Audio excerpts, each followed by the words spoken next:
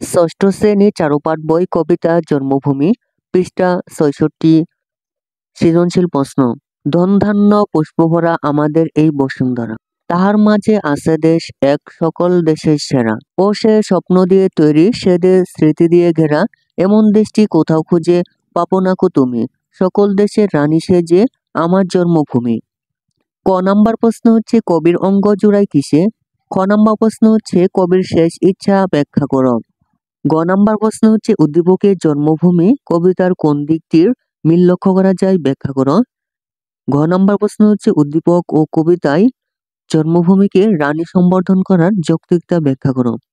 প্রিয় শিক্ষার্থী, সৃজনশীল প্রশ্নের নমনোত্তর তোমাদের দেখাচ্ছি, তা তোমরা দেখে নিতে পারো। চলো শুরু করা যাক।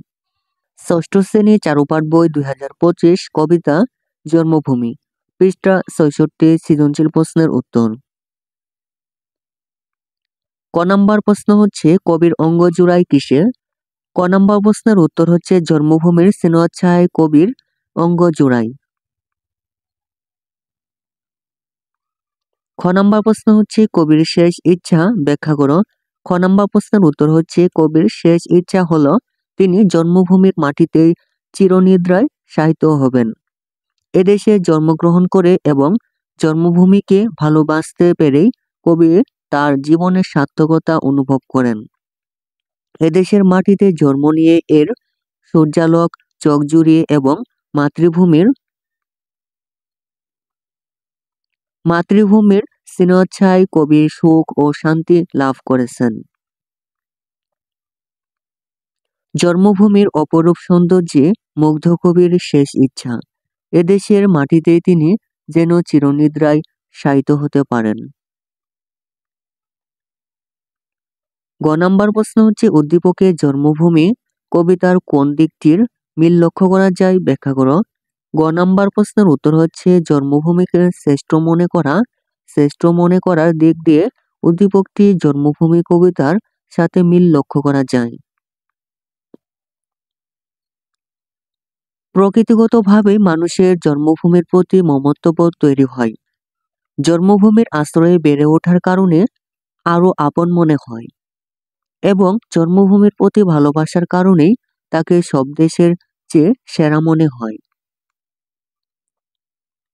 জন্মভূমি কবিতায় কবি এদেশে জন্মগ্রহণ করতে পেরে জীবনকে সার্থক মনে করেছেন। জন্মভূমি সবকিছু কবিকে মুগ্ধ করে, তাই তিনি এদেশের মাটিতে চিরনিদ্রায় শায়িত হতে চান। উদ্দীপকে কবি স্বদেশ প্রেমে উদ্বুদ্ধ হয়ে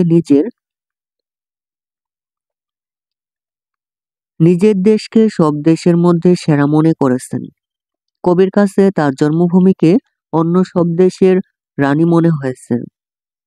ভালোবাসায় মুগ্ধ হয়ে জন্মভূমির কবিতায় কবি ও উদ্দীপকের কবির মধ্যে মাতৃভূমিকে শ্রেষ্ঠ মনে করার দিক থেকে মিল রয়েছে। ঘ নাম্বার প্রশ্ন হচ্ছে উদ্দীপক ও কবিতায় জন্মভূমিকে রানী সম্বোধন করার যৌক্তিকতা ব্যাখ্যা করো। ঘ নাম্বার প্রশ্নের উত্তর হচ্ছে উদ্দীপক ও জন্মভূমি কবিতায় জন্মভূমিকে রানী সম্বোধন করার পেছনে যৌক্তিকতা রয়েছে। কারণ রানী যেমন নানা ধন সম্পদে ও সৌন্দর্যে পরিপূর্ণ থাকে, তেমনি আমাদের দেশেও শস্য শ্যামল ও সৌন্দর্যে পরিপূর্ণ। আমাদের এ দেশ নানা প্রাকৃতিক সৌন্দর্য ও সম্পদে পরিপূর্ণ। বাংলা প্রকৃতির এই সৌন্দর্য ও ঐশ্বর্যের জন্য এ দেশ পৃথিবীর সকল দেশের সেরা। উদ্দীপকের প্রথমে পৃথিবীর বন্দনা করা হয়েছে। এই পৃথিবীর সকল দেশের মধ্যে বাংলাদেশকে শ্রেষ্ঠ বলা হয়েছে। এদেশের মতো আর কোনো দেশ খুঁজে পাওয়া যাবে না বলে কবি মনে করেন।